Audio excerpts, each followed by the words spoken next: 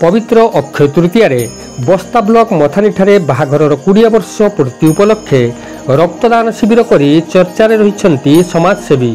सूचना अनुसार मथानी अंचलर युव समाजसेवी सुमंत जेना निजर व्यवसाय सहित परिवेश को सुरक्षित रखा सर्वदा चेष्टित।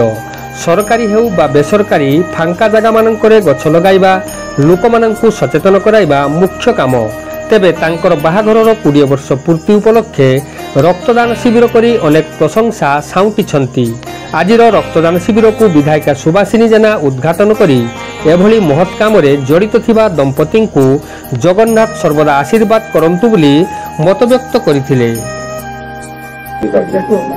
देखंतु आज मथानी ठारे बस्ता ब्लॉक मथानी ठारे सुमंत जेना एवं तांकर धर्मपत्नी सुलोचना जेना उभयंकर आज विवाह वार्षिकी और एक अभिनव उपाय रे सेमाने तांकर विवाह वार्षिकी पालन करछंती। सर्वप्रथम महाप्रभु श्री जगन्नाथ पाखरे प्रार्थना करी तांकर दाम्पत्य जीवन सुखमय हो।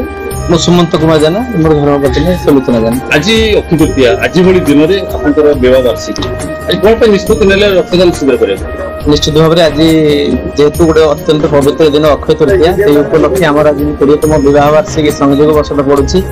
तेणु आज विवाह वार्षिकी आम रक्तदान जानी एक महदान महापुण्य माने गोटे यूनिट रक्त 3 ରୁ 4 जनक जीवन बंचा जाई पारे।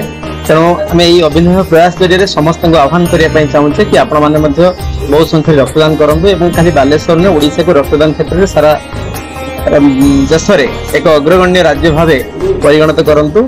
आज आम समस्ते बहुत खुशी समस्त धन्यवाद देवी आमर प्रिय विधायिका सुभाषिनी मैडम और अनेक मान्यगण विशिष्ट व्यक्ति विशेष आसी ये जोग देव आमको उत्साहित कर गणमाध्यम प्रतिनिधि मान सहित समस्त स्वेच्छासेवी संगठन मान कृतज्ञता ज्ञापन कर।